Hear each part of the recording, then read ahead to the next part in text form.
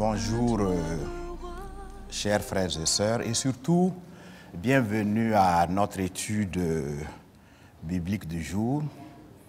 Et nous poursuivons notre étude biblique avec le 5e jour. Et ce 5e jour de notre étude biblique, la méditation va porter sur le passage de 2 Pierre 3, du verset 14 au verset 18. Et nous avons intitulé cette étude, le titre de cette étude nous donne à cette étude, c'est « Croître dans le Seigneur ».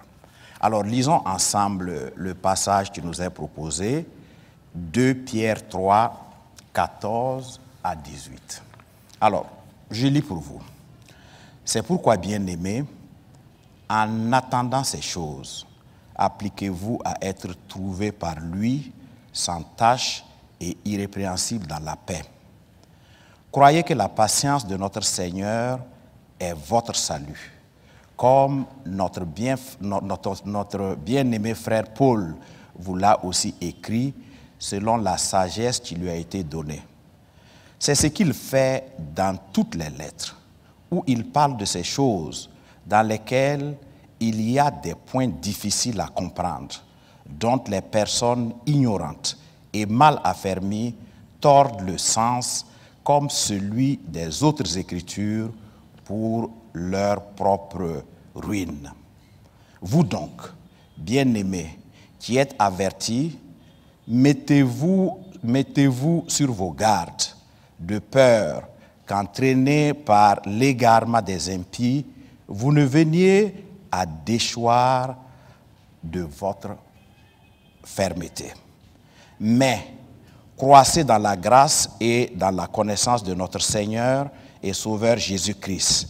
À lui soit la gloire maintenant et pour l'éternité. Amen. Alors pour nous aider à approfondir un peu notre connaissance sur le passage que nous avons lu ensemble, je vous propose 4 questions. Ces 4 questions vont nous permettre de reparcourir le passage. La première question, c'est comment Pierre a-t-il dit aux fidèles de vivre dans l'attente du retour du Seigneur? Pour mieux comprendre ce passage, vous pourrez aussi lire 3 Pierre, le chapitre 11 et le verset 12. La deuxième question, il faut d'abord lire les paroles de Paul dans Romains 2 au verset 4. Et la question est la suivante.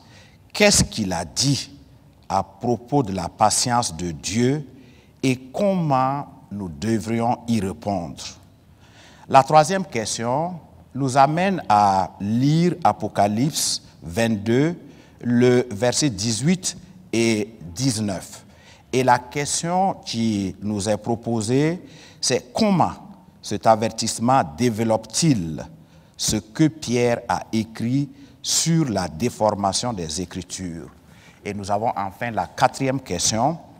Comment décrivez-vous ce que signifie croître dans la grâce et dans la connaissance du Seigneur Jésus-Christ? Alors, il est très important que nous ayons cette connaissance générale, mais je crois que ce que le Seigneur attend de nous, c'est l'application de cette vérité à nous-mêmes. Comment nous appliquons ce passage à notre vie de tous les jours? Et pour aller dans ce sens, je partage avec vous une vérité qui est formulée comme suit. Les dernières paroles de Pierre sont un encouragement à croître dans la grâce et dans la connaissance de notre Seigneur et Sauveur Jésus-Christ. Pensez à la façon dont vous avez grandi dans la grâce et la connaissance de Jésus à travers votre étude de 1 et 2 Pierre. Pour continuer à grandir dans ce sens, quels sont les pas que vous pouvez faire dans les semaines et dans les mois à venir? Prévoyez sans doute de partager cette vérité avec les personnes autour de vous. Que Dieu vous inspire et que sa grâce soit sur vous. Amen.